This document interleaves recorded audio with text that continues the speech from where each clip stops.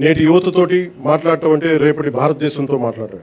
అందుకు మీతోటి కొన్ని మాటలు పంచుకోవాలనుకుంటాను. మీరు కేవలం భారతదేశ భవిష్యత్తు కాదు, భారతదేశపు ప్రస్తుత బలం కూడా. ఈ రోజున సమాచారం మనకి క్షణాల్లో జరుగుతూ ఉంది. But speed is not truth. ఏదైనా నమ్మే ముందు ఆలోచించండి, అనుసరించే ముందు ప్రశ్నించండి, నిర్ణయం తీసుకునే ముందు పరిశీలించండి. మనందరికీ మన అభిప్రాయాన్ని స్వేచ్ఛగా వ్యక్తం చేసే హక్కు ఉంది. అది మన ప్రజాస్వామ్యానికి చాలా గొప్ప బలం. కానీ ఆ స్వేచ్ఛని ఇతరులను దూషించడానికి, తప్పుడు సమాచారం వ్యాప్తి చేయడానికి ఉపయోగించకూడదు. Before sharing, verify data. Before criticizing, know the facts.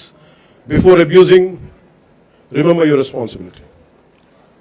బలమైన ప్రజాస్వామ్యానికి మనకు కావాల్సింది బ్లైండ్ ఫాలోవర్స్ కాదు, ఇన్ఫార్మ్డ్ సిటిజన్స్ చాలా అవసరం.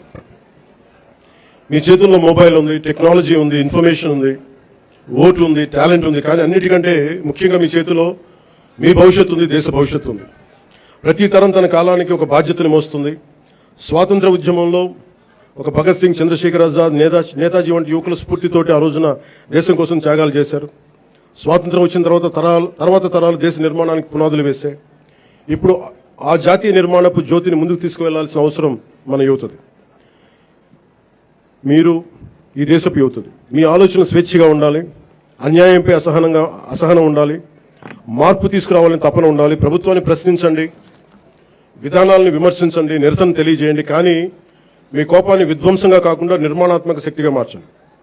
పోరాడే సమస్యలు నిజమైనవే కావచ్చు, కానీ వాటిని ఎవరు ఏ దిశలోకి తీసుకువెళ్తున్నారు అనేది ఆలోచించాలి. వ్యవస్థలో తప్పుంటే వ్యవస్థని ధ్వంసం చేయడం కాదు, వ్యవస్థని సరిచేయడం అంటే మనకు లక్ష్యం కావాలి. నేను కూడా ప్రజా సమస్యల కోసం అనేక ఉద్యమాలు చేశాను. కానీ ఎక్కడా కూడా ప్రజల ఆస్తుల్ని ధ్వంసం చేయడం కానీ, హింసకి దారి తీయడం కానీ, సమాజాన్ని విభజించడం ఎప్పుడు మార్పుకి మార్గం కాదని ఆలోచన ఎప్పుడు దృష్టిలో పెట్టుకొని ఉద్యమాలు చేశాం. భారతదేశానికి ప్రతిభ కొరవలేదు, అవకాశాలు కావాలి. అవకాశాలను సృష్టించే సమయం ఇది. ప్రపంచంలోని పెద్ద సంస్థలకి నాయకత్వం వహిస్తున్న భారతీయుల నుంచి, అంతరిక్షం నుంచి డిజిటల్ టెక్నాలజీ వరకు, భారత్ సాధిస్తున్న విజయాల వరకు ప్రపంచమే సాక్ష్యం.